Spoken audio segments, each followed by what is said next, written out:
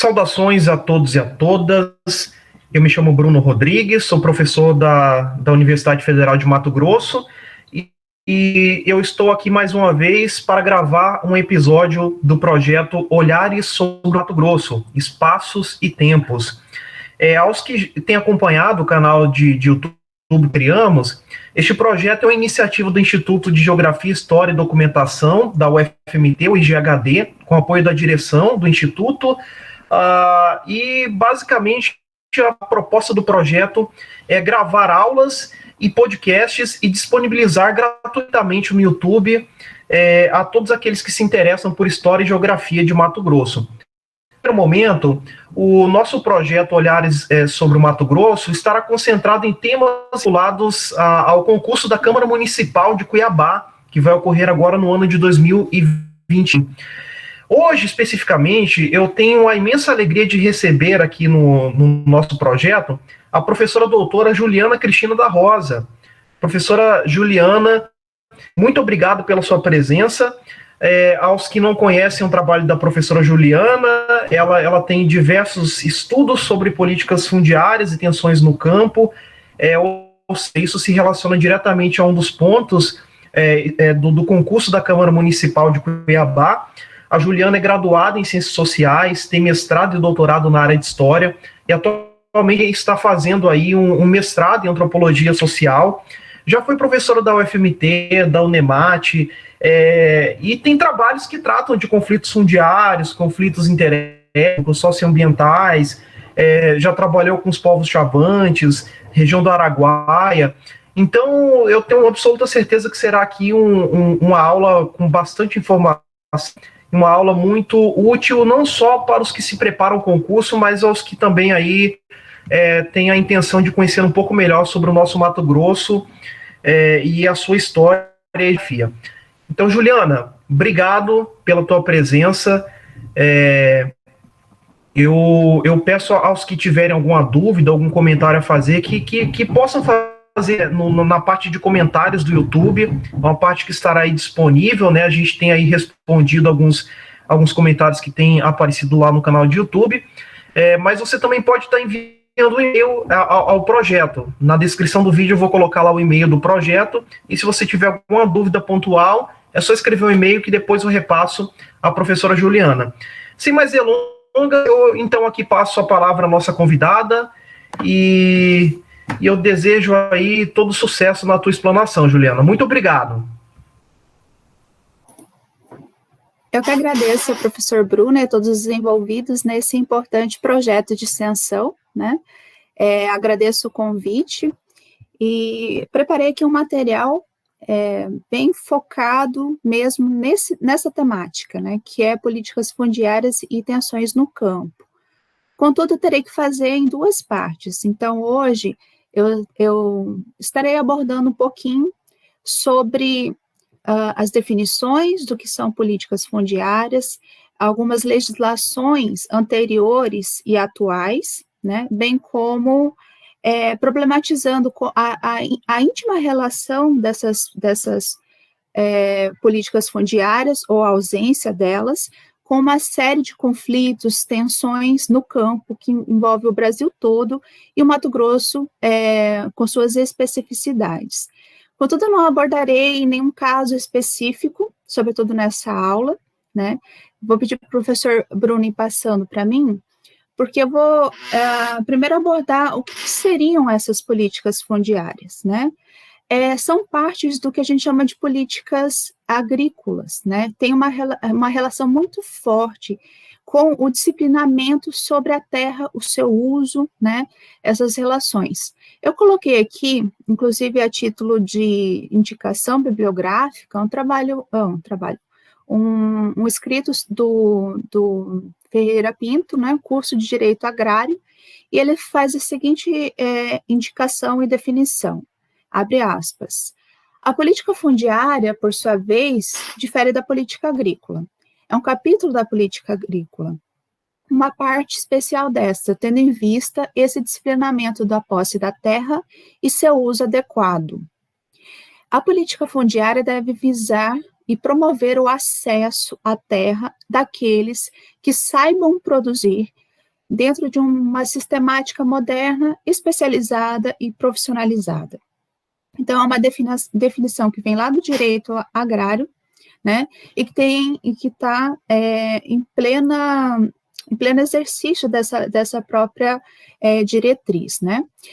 Atualmente, é importante nós colocarmos que o marco realmente é a Constituição Federal de 1988, né? É um marco regulatório atual que tem grande força dentro das políticas fundiárias atuais, né? Então, quando a gente fala em políticas fundiárias, nós estamos pensando em formas que o Estado democrático de direito se coloca para tentar possibilitar uma democratização do acesso, e hoje se discute muito, também da permanência na terra, né? Aquelas pessoas que realmente saibam, tenham condições de produzir de uma maneira racional. E essa definição, gente, tem uma relação nítida com o dispositivo chamado função social da terra ou propriedade, que o professor Bruno vai mostrar no próximo slide para a gente. O que é essa função social? Muito se discute historicamente se realmente quem tem aquela propriedade rural ou urbana, ele realmente tem garantias, né, tem direito sobre aquele espaço, sobre aquela terra, sobre aquela natureza, e os direitos, não só no Brasil, né, tem insistido muito na garantia de que você, de fato, tem essa propriedade, tem a segurança jurídica quanto a ela. Contudo, isso não é só na Constituição de 1988, antes disso, lá no Estatuto da Terra, em 64, já se falava que, além de ser uma garantia individual, a propriedade ou a terra, ela tem uma função social, né? Então, na Constituição Federal, no seu artigo 186, nós lemos o seguinte: a função social é cumprida quando a propriedade rural atende simultaneamente. Isso quer dizer que todas ao mesmo tempo, né? Segundo critérios e graus de exigência estabelecidos em lei, os seguintes requisitos. 1. Aproveitamento racional e adequado. Observem, lá na definição de política fundiária, a gente percebe essa exigência, esse ideal de buscar um aproveitamento racional, né? O segundo ponto, a utilização adequada dos recursos naturais disponíveis e preservação do meio ambiente. Isso está desde 64. Não basta você ter a propriedade produzindo em parte ou em toda a sua extensão, mas você precisa levar em consideração esse uso adequado dos recursos naturais. Isso quer dizer que um proprietário, ele não pode, de forma alguma, se apropriar de todos os recursos naturais, sobretudo, vamos pensar a vegetação, os recursos hídricos. Um proprietário hoje não pode simplesmente eliminar as nascentes de um rio que está dentro da sua propriedade. Por quê? Porque um rio não é parte só da sua propriedade. Ele vai ter um percurso, um trajeto que vai percorrer uma extensa área de outras propriedades, de cidades. Então, vejam, não é porque a terra é uma propriedade rural ali, ela é privada, que garante o direito desse proprietário, né, de simplesmente eliminar uma nascente de rio ou eliminar toda a vegetação nas margens desses rios. Isso tem uma relação muito direta com as políticas e o direito ambiental atualmente, né? Então, essa observância desse segundo aspecto é importantíssima para os embates atuais sobre a questão ambiental. Aliás, as questões ambientais, porque são muitas, né? Enfim, o terceiro ponto é a observância das disposições que regulam... Só um pouquinho, vamos voltar um pouquinho, professor, que foi para frente, isso. O terceiro ponto seria essa observância do proprietário, né, das disposições que regulam as relações de trabalho. Isso é importantíssimo, porque lá em 64, nós estamos ainda num Brasil agrário. com uma população predominantemente formada de trabalhadores rurais. E há toda uma discussão sobre as garantias, direitos desses trabalhadores.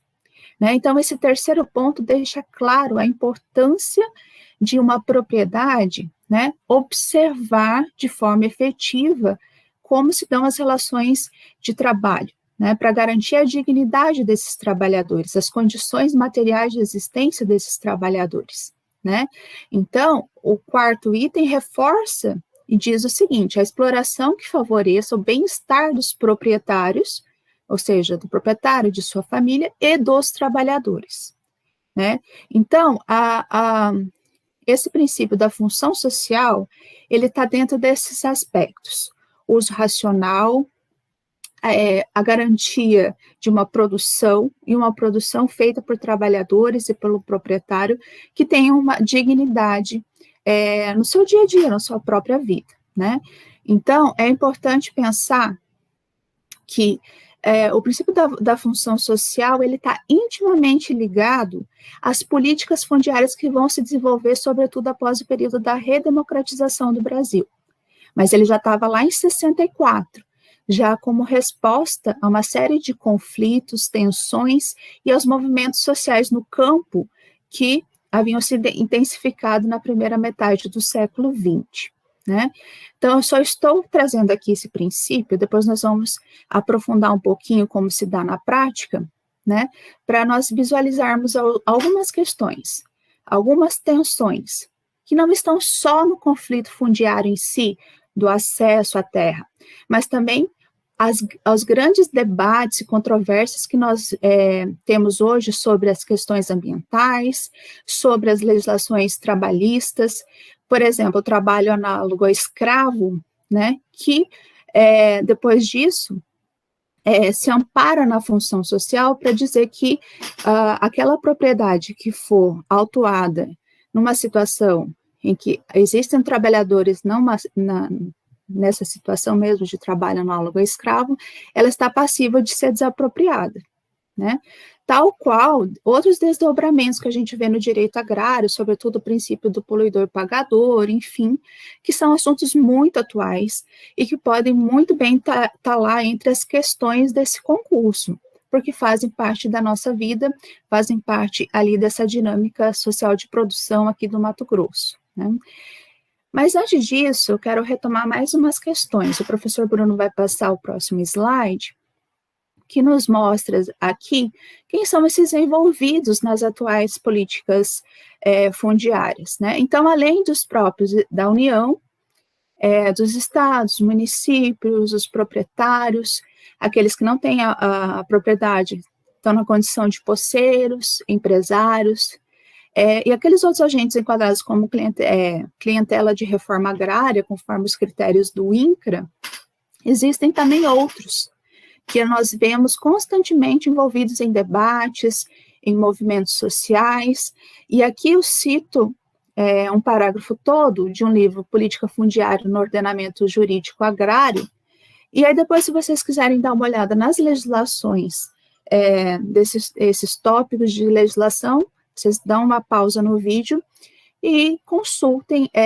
tais legislações, né? Mas é para mostrar que, né, nesse âmbito dessa política fundiária atual, estão voltadas, digamos assim, as suas ações, ou, enfim, o seu discurso, que às vezes isso não acontece na prática, né? Mas estão voltados para esses camponeses. A letra da lei diz esse termo, essa categoria, né? Que almejam a efetivação da reforma agrária por ocasião do conteúdo dos artigos que vocês veem aí na sequência. Também os indígenas buscando a demarcação de seus territórios, alicerçando-se em vários artigos, sobretudo depois de 1988, com a nossa Constituição. Também os quilombolas, né, perseguindo a titulação de seus territórios. E aí também os povos e comunidades tradicionais, que aqui no estado de Mato Grosso gostaria de reforçar a existência, por exemplo, de retireiros, extrativistas, que estão buscando em diferentes áreas do estado que seja demarcada uma área que eles tradicionalmente ocupam, né, e que eles fazem uso, mas que não possuem o título dessa propriedade, né? E aí esse autor reforça também que o meio ambiente entra como um desses envolvidos, né? Porque a partir da Constituição de 88 se dá ênfase à necessidade de se pensar outras formas, outros mecanismos ali de categorização, de acesso à terra e à natureza. Não só mais à terra, mas pensar que sobre a terra existe fauna e flora, né? Recursos hídricos, minerais e outros elementos ali que devem ser pensados e problematizados pela legislação vigente e por políticas fundiárias específicas, né? Que variam conforme os governos que a gente vai ver na próxima aula. Mas, enfim, esse panorama geral, pode passar, professor, era para mostrar um pouco essa distribuição do espaço, porque antes de mais nada, essa distribuição de espaço nos mostra, esse mapa aqui de 2006 é um pouco antigo, né, porque o IBGE nós sabemos que está envolvido uma série de questões em relação a censos, né, mas nos mostra a concentração de estabelecimentos rurais. O IBGE considera estabelecimento rural, não propriedade rural. Pode passar, professor. O estado de Mato Grosso tem um registro grande, assim como, além de propriedades rurais, o nosso estado é marcado significativamente pela existência de territórios indígenas. Então, além do Parque Indígena Xingu, o PIX, nós temos outras terras indígenas, né, sobretudo na parte norte, né, em que a gente percebe um outro ordenamento sobre a terra. Então, não são propriedades privadas dos indígenas, são, na verdade, áreas da União e que são usufruto daquele povo específico que ali reside, ou daqueles povos, porque muitas dessas terras, assim como o Parque Indígena Xingu, tem 2, 3, mais povos ali dentro, né? Pode passar, professor. Aqui eu trouxe um mapa bem mal focado, mas só para a gente ter uma ideia, assim, do quanto a vegetação do país todo é impactada pelo avanço, né, de modelos de produção diferenciados, né? Então, nós percebemos que a Amazônia ainda tem uma significativa quantidade maior de vegetação. No próprio estado de Mato Grosso, pode passar, professor, é possível a gente identificar também, né, que, sobretudo em terras indígenas, a vegetação é mais predominante. Mas nós, enquanto seres humanos, acabamos alterando significativamente esse espaço, né? O IBGE trata de estabelecimentos, né? O INCRA trabalha com a ideia de imóveis. Por que essas categorias?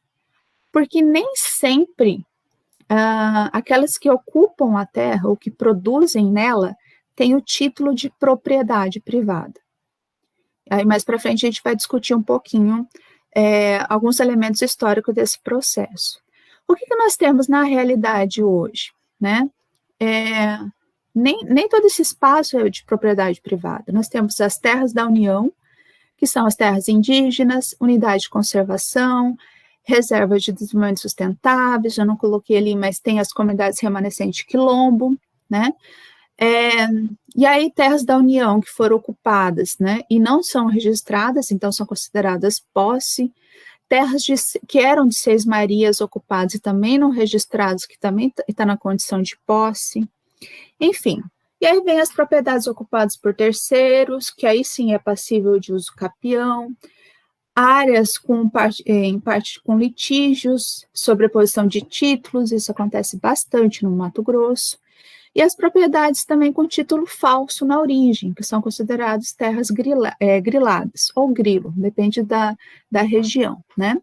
E aí nem todas essas formas de apropriação e uso da terra cumprem necessariamente aquela função social da propriedade, até porque elas não são propriedade. Então, é em cima delas, né, ou almejando que seja realizada uma regularização fundiária que essas políticas são direcionadas pelo Estado. Pode passar, professor.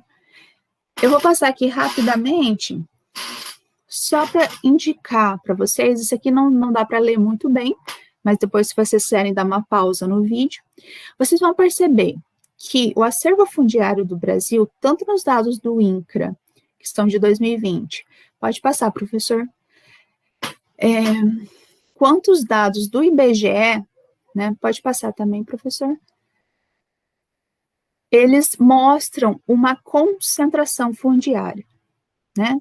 Então, o que acontece?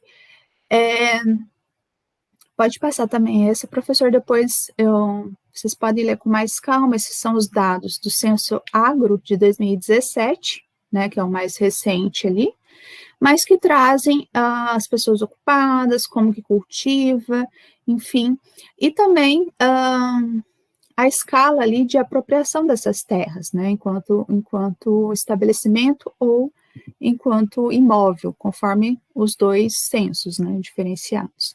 Pode passar um pouquinho. Aqui nós temos, também no mesmo censo, a discussão sobre a concentração fundiária, né, no Brasil. Então, o que acontece? Quando se fala em concentração fundiária, quer dizer que existe muita terra que foi apropriado por poucos. Essa apropriação pode se dar através de uma posse, né, ou através de uma propriedade privada, que pode ser realmente legalmente adquirida de forma correta, ou também com um problema de título na origem, né, que acontece muito no Mato Grosso aqui, mas que eu vou tratar um pouquinho melhor na próxima aula. Mas, de qualquer forma, se aparecer uma questão sobre concentração fundiária, é muito específico e muito rotineiro a gente colocar que sim, há uma concentração fundiária no Brasil, de terras no Brasil, porque, de fato, os números, seja do IBGE, seja do INCRA, reforçam essa estimativa, né? Então, quando falarem em estrutura fundiária, é a maneira com que a terra está distribuída no Brasil, né? E isso tem uma relação histórica que a gente vai abordar um pouquinho à frente. Pode passar, professor, por favor. Aqui nós temos resultados também sobre o pessoal ocupado. Existe uma larga discussão hoje como que a agricultura familiar ela emprega um maior número de pessoas, né? Apesar de que o agronegócio, se a gente pode colocar isso numa coisa só, paga mais, mas tem menos funcionários justamente porque emprega um maquinário maior, a modernização na agricultura faz com que não seja necessário tantos trabalhadores. Mas, de qualquer forma, a agricultura familiar emprega mais, né? Produz uma quantidade significativa de alimentos, né? E ela não tem à sua disposição tanta terra quanto o agronegócio. E também não tem à sua disposição tanto crédito quanto o agronegócio. Então, são diferenças que existem no campo, mas que vocês podem colocar de forma bem assertiva, porque é um dado consolidado em todos os censos possíveis, né, de que existem essas características ali que diferem a agricultura familiar desse modelo de agronegócio. Pode passar, professor. Aqui nós temos um mapa trazendo os biomas, né, que depois, se vocês quiserem dar uma olhada, talvez caia alguma questão sobre isso também, né, que no caso do Mato Grosso, isso é muito relevante, porque nós temos tanto a Amazônia, quanto o Cerrado, quanto o Pantanal, então nosso estado, ele é muito diverso desse ponto de vista, né. Pode passar, professor. E aqui é um mapa de 2012, que mostra, né, a cobertura e o uso da terra. É um mapa feito pelo próprio IBGE, e aí nós temos diferentes colorações, né, que indicam em verde a presença ainda de uma mata, né, de florestas ou de cerrado, né. A parte em amarelo é a presença de lavouras, né, sobretudo agronegócio, algodão, milho e soja. E aí você vê a predominância dessas lavouras em partes do Mato Grosso, né, isso tem uma relação com relevo, altitude, uma série de questões, né, mas tem uma predominância desses cultivos em partes específicas. Mas a grande quantidade mesmo de áreas abertas é ocupada ainda pela pecuária, uma pecuária predominantemente extensiva, apesar de que hoje o estado de Mato Grosso, ele apresenta aí sistemas de confinamento, né, que produzem muito gado de corte, né, mas é um mapa para ilustrar como se dá efetivamente o resultado de um processo histórico de avanço e apropriação sobre a terra, né, por diferentes agentes históricos. Essa cobertura vegetal que eu tinha chamado a atenção lá naquele mapa anterior, nós podemos fazer referência à existência de territórios indígenas, né, em que a relação, o uso com a terra é diferenciada. Então, nesse centro do mapa, é possível identificarmos uma correlação entre os limites do Parque Indígena Xingu, por exemplo, com a existência ali de uma cobertura vegetal mais uniforme, né? Vamos passar aqui, senão a gente não chega nas coisas específicas. Aqui eu trouxe também dados importantes, que depois vocês dão uma pausa e dão uma analisada nesses números, né, mas que trazem a estrutura fundiária do estado de Mato Grosso, né. Então, é significativo, e isso é um dado de realidade, a concentração fundiária no estado de Mato Grosso. Então, a estrutura fundiária de Mato Grosso é caracterizada por essa concentração, né. Pode passar, professor, depois, quem quiser observar os números, né, para verificar isso é importante. E também gostaria de alertar para a existência de outras formas, né, de uso da terra e de resultados de políticas fundiárias ou de projetos de governos, sobretudo federal, né, que fez com que existam uma quantidade significativa de assentamentos rurais em Mato Grosso, né. Muitos deles, né, ainda não aparecem em mapas como esse, porque ainda estão em processo de regularização fundiária, né, mas são outras formas ali de apropriação, são outras formas de uso, né, mas que são significativas no estado de Mato Grosso. Pode passar, professor.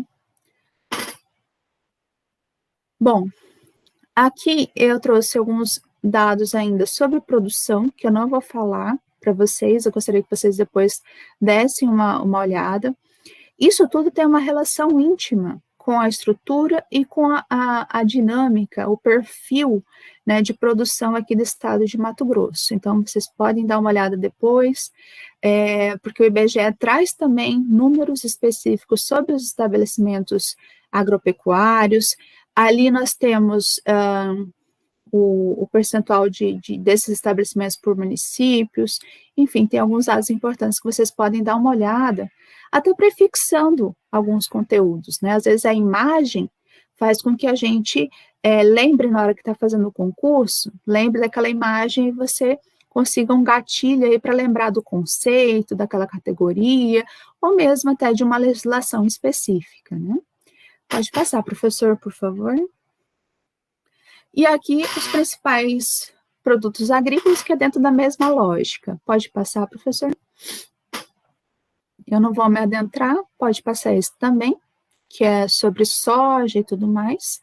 E aqui o gado bovino, que aí tem dados, né, do nosso rebanho gigantesco aqui no estado de Mato Grosso, né? Enfim, pode passar, professor. E gostaria de destacar também para vocês todos a existência de uma série de problemáticas envolvidas com esse panorama geral, a situação atual da produção do Estado, né?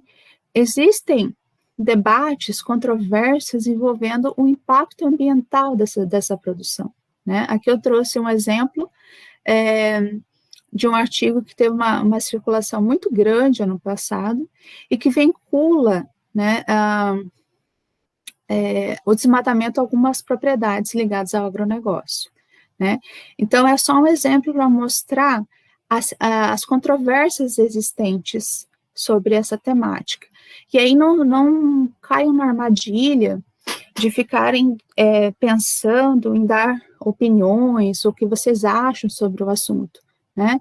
Se cair em questões sobre impactos ambientais, observem bem e vejam o que é construído a nível de ciência, né? O que a ciência nos diz, a nível de desmatamento, queimadas, impactos ambientais em rios, porque na hora do concurso não é o que a gente acha, mas o que é consolidado, né, cientificamente. Então, era só para dizer que a questão ambiental também tem relação com essas políticas fundiárias. E hoje a gente vê muito isso dentro do próprio agronegócio, a discussão sobre sustentabilidade, por exemplo, que é uma das coisas que podem estar caindo ali relacionadas às políticas fundiárias. Pode passar, professor.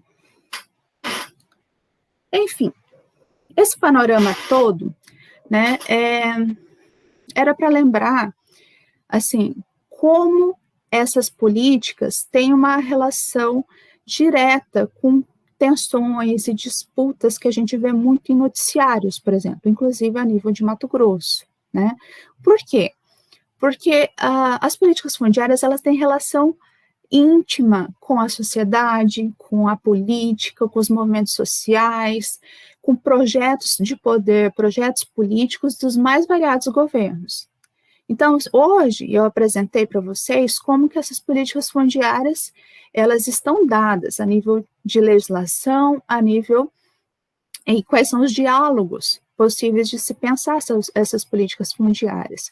Mas é importante que nós possamos compreendê-las a partir do ponto de vista histórico, em relação a esse processo mais amplo, um processo de apropriação e uso da terra, né, e da natureza também, né, que resultou justamente nessa estrutura fundiária, que resultou naquele mapa lá do Mato Grosso e a sua cobertura e uso da terra.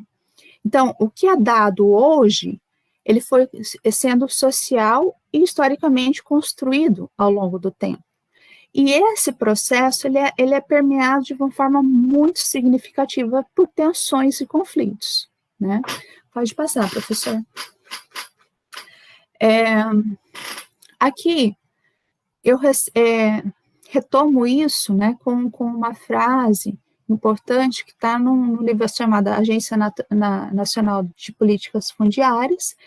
É uma dissertação, mas traz um pouquinho essa noção para a gente, né? Porque as políticas fundiárias, elas não existiram sempre no Brasil, não é algo natural, né?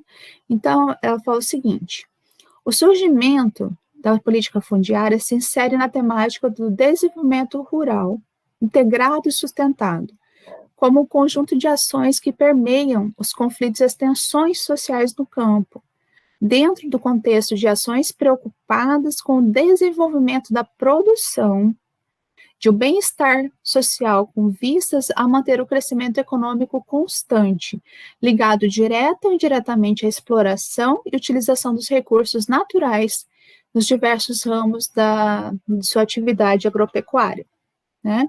Então, essa definição me parece útil para a gente perceber que as políticas fundiárias, elas são datadas no Brasil. Antes disso, havia uma série de legislações e práticas que muitas vezes andavam a passos bem distantes daquelas leis, né, mas que não podem ser caracterizadas como políticas fundiárias, né. Então, eu vou trazer aqui alguns elementos para a gente pensar sobre isso. Pode passar, professor.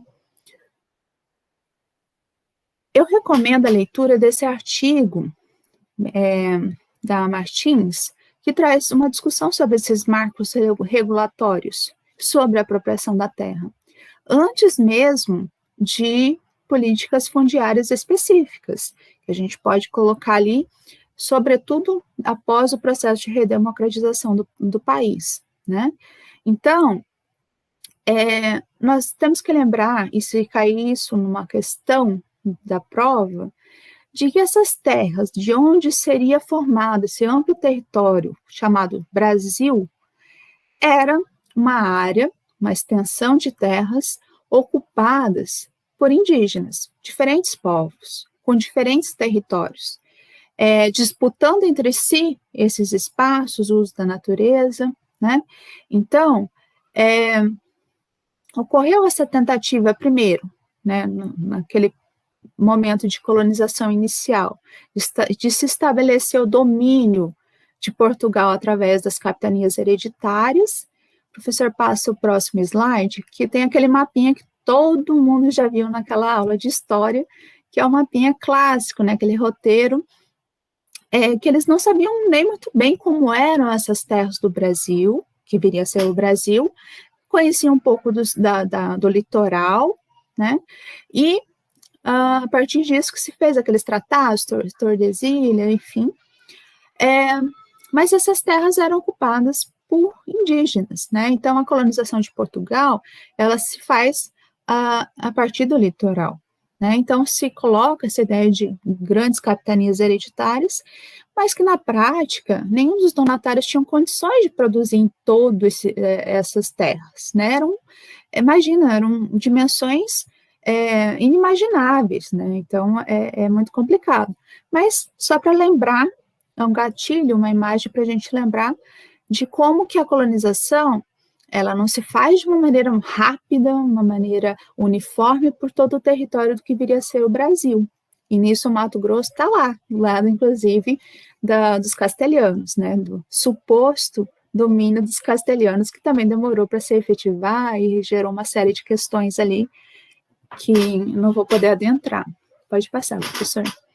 Mas na prática, qual foi realmente a diferencial dessa colonização?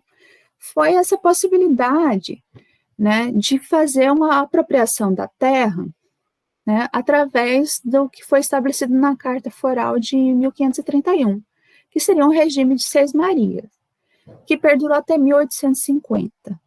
Esse regime de apropriação de terra, né, de uso da terra, ele tem uma íntima relação com as próprias leis lá de Portugal. Portugal estava preocupado, né, com a baixa produtividade, com terras que eram apropriadas e não se produzia, né? Então, ele de certa maneira traz esse ideal de apropriação e uso da terra, traz e coloca aqui para essas terras que viriam a ser o Brasil, né? E começa a enquadrar essas terras que ele conhecia, ou que eram imaginadas por ele, dentro de uma lógica que todas elas teriam que ser apropriadas através de seis-maria, né? Com colonizadores que fariam com que aquela área, né, fosse produtiva e que ele também fixasse moradia ali. Então, tinha uma íntima relação com os ideais de colonização, né? Faço alguma indicação de leitura, né, sobre isso, mas eu sei que para o concurso, a professora Ana Maria Borges até aborda essas discussões melhor do que eu. O estado de Mato Grosso tem uma relação direta com isso, porque a parte sul do seu estado há a presença, sim, de seis-maria, né? Então, é importante lembrarmos disso. E mais do que isso, gostaria de reforçar que, depois da independência, em 1822, até a Lei de Terras de 1850, ocorreu o que alguns historiadores chamam de um vácuo legal, né? Porque, veja, se o Brasil já não era mais colônia, já era independente, né? Porque ele ainda adotaria, quem que liberaria essas cartas, né? Como que seria essa dinâmica?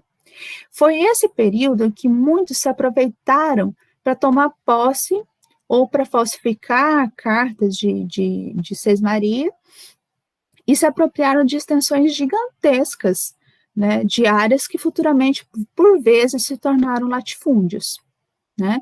Então, é importante lembrar disso, que o regime de seis-maria tem relação, sim, com o Mato Grosso, né? Mas eu não vou adentrar isso, porque já foi discutido anteriormente, né? Pode passar, professor. A Lei de Terras de 1850 é uma lei muito importante para quem pensa e discute sobre a forma de apropriação da terra. Porque em 1850, por uma lei do Império, essa número 601, se institui a ideia realmente de que a terra deveria ser comprada e depois poderia ser vendida, né? Então, se institui a ideia de uma propriedade privada. Se institui a ideia de um registro paroquial, aquele registro vigário, com efeitos declaratórios, né? Então, nessa parte de transição, né, se esperava que muitas pessoas que tivessem Seis Maria, fizessem cultivo, fossem moradores e tudo mais, transformassem aquela Seis Maria em propriedade, ou transformassem uma posse reduzida em propriedade, que fossem ao cartório e registrassem. Agora, imagine uma quantidade significativa de população de trabalhadores rurais que não sabiam dessa informação, que não sabiam ler, que não viam jornais de circulação, que não entendiam nada do que estava acontecendo, aqui no Mato Grosso, sobretudo, né?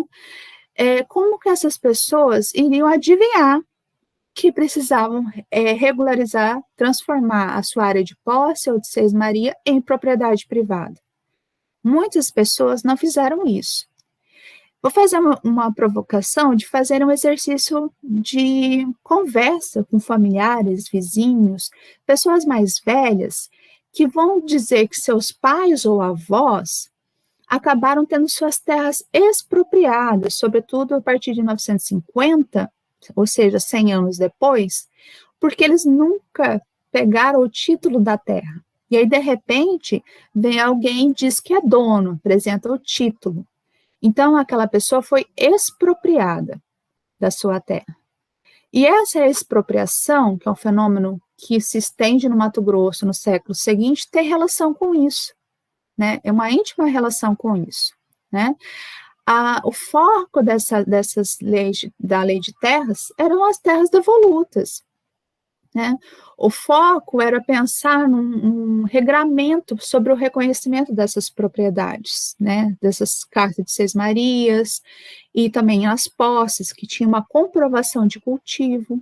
Se formos ali para Poconé e conversarmos com pessoas ali, aqui mesmo em Cuiabá, Várzea Grande, nós vamos ter histórias como essa, que vão te ajudar a lembrar na hora da prova de como que aconteceu esse processo de expropriação das terras, justamente em virtude dessa transformação em 1850 de Seis Marias e posses em propriedade privada, mas que na prática não aconteceu. E muita gente acabou tendo que sair das áreas onde cultivava e morava, justamente porque não tinha a propriedade da terra, né? Então, até o final do Império, é importante a gente lembrar que não tinha uma política fundiária que se preocupasse com os trabalhadores rurais, com os poceiros, com pessoas que haviam sido escravizadas, que agora estavam livres e que não tinham como comprar terra, né? Então, existem várias teorias, por exemplo, do José de Souza Martins, que vai dizer que enquanto haviam cativos, a terra era livre. A partir do momento que já se tinha uma pressão muito grande para que essas pessoas fossem libertas, aí sim a terra se torna propriedade, justamente pensando na possibilidade de que eles não se apropriassem através da posse de uma quantidade gigantesca de terras devolutas que existiam, né? E aqui no Mato Grosso o exemplo é bastante fácil de nós memorizarmos, né? Ali, com a situação de mata-cavalo, né? E outros casos de Seis Maria, onde pessoas escravizadas permaneceram na terra, mas tiveram dificuldade imensa em regularizar e transformar aquela terra em propriedade privada. E aí outras pessoas se apoderam dessa terra, se apropriam dessa terra enquanto propriedade privada e geram uma série de tensões e conflitos ali que eu não vou poder abordar, né? Mas acho que é legal para nós memorizarmos isso. Em 1850, a terra se torna propriedade, no papel, e não necessariamente na prática, né? Pode passar, professor. Em 1892, né, sobretudo, nós podemos pensar Por isso que eu falo, a íntima relação com os governos, com a sociedade, com as relações de poder, porque a partir da Constituição Republicana de 1891, com o fim do Império, é uma outra dinâmica, né? E aí se precisa pensar o que vai ser feito dessas terras devolutas, né? As terras que agora seriam futuramente chamadas de terras da União, né? Então, eu quero destacar isso, que em 1892 até trouxe uma imagem de uma ata da Assembleia Legislativa aqui do Mato Grosso, justamente que colocava a gestão, o domínio sobre as terras devolutas para os estados. Então, na prática, o estado de Mato Grosso passa a ser dono de seu território, né? E passa a ter a gestão sobre quem vai acessar pedaços de terra, quem vai acessar através da compra, né? Que ele mesmo executava, né? Então, eu quero chamar atenção para isso. A partir de 1892, há essa mudança em que o estado de Mato Grosso passa a comercializar terras. E, ao mesmo tempo, acontece o processo de grilagem, ou seja, pessoas falsificando o título dizendo que compraram do estado de Mato Grosso, ou que detinham uma carta de Seis Maria, enfim. E também, aquelas mesmas pessoas que compravam, muitas vezes se apropriavam de áreas muito maiores, e depois conseguiam regularizar através de uma série de mecanismos de burla, que a professora Gislaine Moreno trabalha. Eu indico também aquele livro bastante conhecido, né, sobre a história de Mato Grosso, da professora Elizabeth Madureira, que ela tem na parte 4, vai trazer um pouquinho essas discussões sobre a República. É importante vocês darem uma lida sobre essa nova dinâmica que ocorreu com a República. Mas já para finalizar aqui, gostaria de que o professor pudesse passar, abordar um pouquinho que isso foi trabalhado de forma mais aprofundada com a professora Ana Maria Borges, será aprofundado com outras pessoas que irão apresentar aqui sobre o período, né? Mas o que eu quero destacar é que depois da República, né, a República Velha, sobretudo, vai ser marcada justamente por um processo muito sério de disputas e conflitos, né? Então, o que nós podemos destacar aqui? No Código de 1916, por exemplo, há institutos importantes, como a ideia de uso capião, dizendo, olha, você realmente pode fazer a regularização fundiária desde que não seja terra devoluta. Né? Isso já faz com que muita gente não consiga regularizar a terra. Há, nesse momento, também, esse processo de grilagem, falsificação de títulos, e as disputas muito grandes, muito recorrentes, né, entre coronéis, né? Pode passar, professor. Porque, se a gente for pensar, no ano de 1900, né, tem esse mapa aqui, depois vocês olhem com mais calma. O Mato Grosso compreendia o que é hoje todo o Mato Grosso do Sul, Rondônia e o próprio Mato Grosso. Não nessas linhas tão bonitinhas como está nesse mapa. Esse mapa é mais um croquis, né? Mas ajuda a gente a dar uma dimensão de que Cuiabá era um município gigantesco, Diamantino, havia o município de Mato Grosso, enfim. Essa porção onde nós moramos hoje, né, ela é marcada por uma presença não indígena muito pequena. O norte do Mato Grosso, que hoje é delimitado com vários territórios municipais, a bem da verdade é que era de territórios indígenas, não há dúvida, né? Pode passar, professor. É no sul do nosso estado, é no Mato Grosso do Sul, em que realmente fazendas, coronéis, usinas, tudo isso marca a dinâmica política e de conflitos que estão presentes ali na República Velha, que eu não vou abordar com vocês. Essa carta sintética do Mato Grosso, que foi feita pelo Rondon, vai mostrando um pouquinho já em 1922 essa dinâmica de se avançar sobre o território, sobretudo pelas linhas telegráficas, né? Mas vai se abrindo esses espaços, de certa forma, entre territórios indígenas. Então, é importante termos isso, levarmos isso em consideração. Até essa primeira metade do século XX, o norte do Mato Grosso era predominantemente de terras e territórios indígenas, certo? Pode passar, professor. Esse outro mapa, ele já vai nos mostrar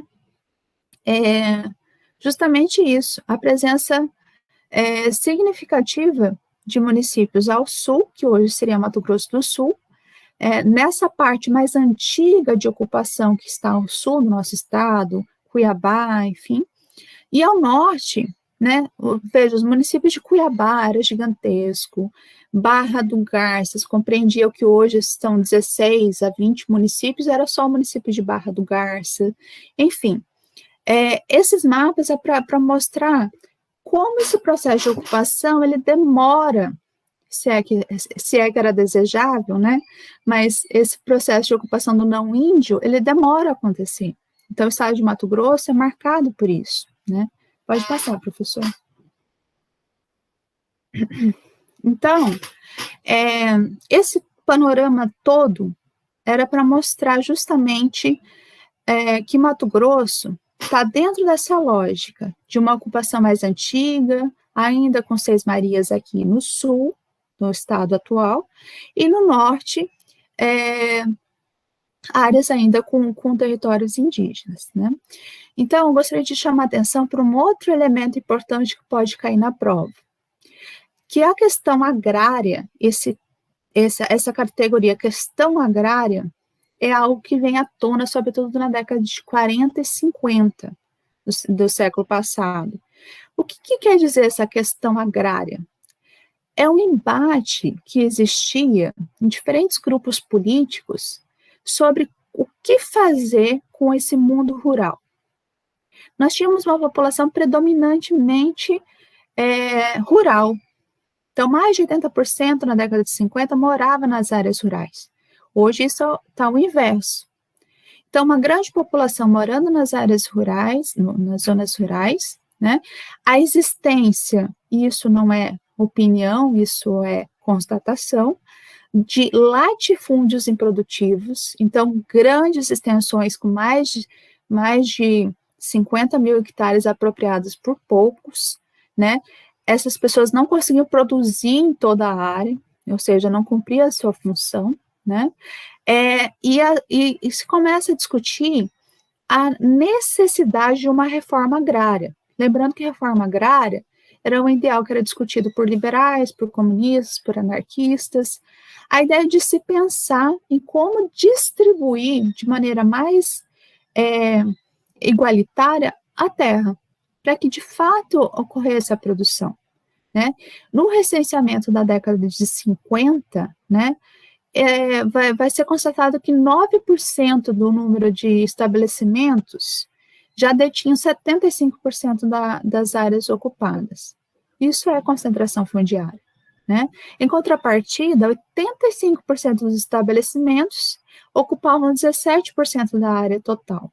Isso quer dizer que tinha vários estabelecimentos que ocupavam muito pouco espaço, ou seja, eram pequenos esses estabelecimentos.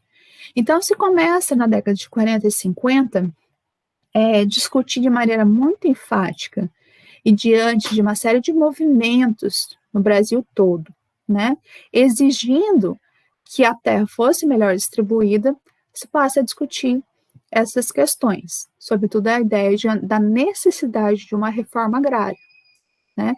Paralelamente, muitos consideravam importante não só redistribuir as áreas que já estavam como propriedade ou posse de alguns, mas expandir, né, sobre um território que ainda não estava ocupado por não índios, que é justamente a Amazônia Legal, né? Então, a próxima aula eu vou abordar especificamente sobre o que nos interessa, que é a Marcha para o Oeste, no governo Getúlio Vargas, o Estatuto da Terra, que é um outro marco regulatório importantíssimo, né? e os governos militares e a colonização, que marcou muito o estado de Mato Grosso. E, por fim, eu vou trazer também uma discussão rápida sobre as políticas fundiárias em diferentes governos nesse período ali após a democratização. Então, de maneira geral, essa primeira aula foi para trazer um grande panorama sobre o que são as políticas públicas, políticas fundiárias, por que elas existem, quais eram as condições históricas, né, dessa estrutura fundiária que nós temos hoje, por que elas são necessárias? Porque a grande questão é, uma política pública, tal como a política agrícola e fundiária, ela só existe diante de uma necessidade e diante de pressões da sociedade civil, sobretudo de movimentos sociais. Então, essa aula teve esse intuito de apresentar esse grande panorama. Eu espero que tenha sido útil e recomendo algumas leituras que eu coloquei ao longo dos slides e desejo a todos ali uma ótima prova. Obrigada, professor Bruno, pelo auxílio com os slides. Juliana, nós que agradecemos pela brilhante aula que você acabou aí de nos brindar, né? Assim, realmente foi uma aula bastante rica e muito embasada. Enquanto você falava, eu estava aqui fazendo esquemas aqui mentais, né? Então nessa uma hora de fala que você fez aí, você falou da Constituição Federal de 88, dos indivíduos envolvidos em conflitos fundiários, da questão das terras indígenas, tipos de propriedade, você conceituou, e aí vale destacar também um grande assim, panorama histórico que você nos trouxe aqui para pensar a questão fundiária no Mato Grosso e Brasil, partindo lá das capitanias hereditárias, depois falou sobre as sesmarias, lei de terras, as disputas fundiárias dos anos 40, 50. Então, eu tenho absoluta certeza que essa primeira parte da aula ela será bastante útil aí, não só para quem está se preparando ao concurso da Câmara, mas também para quem aí quer entender sobre a questão fundiária no Brasil e Mato Grosso. Então eu lhe agradeço, Juliana, por essa primeira parte. A primeira parte provavelmente ela será aí publicada no canal de YouTube a partir do dia 25 de junho, dia 25 ou dia 26. A segunda parte da aula da professora Juliana, e aí fiquem atentos com isso, ela será publicada na semana seguinte. Então, isso provavelmente vai cair aí nos primeiros dias do mês de junho de 2021. De forma, eu agradeço mais uma vez a professora doutora Juliana Rosa, e eu espero que todos aí fiquem atentos para a segunda parte da aula da professora Juliana. Eu que agradeço a todos, agradeço, professor, e parabenizo aí pela iniciativa de todos os envolvidos aí nesse projeto. Até Obrigado, mais. Juliana. Nada.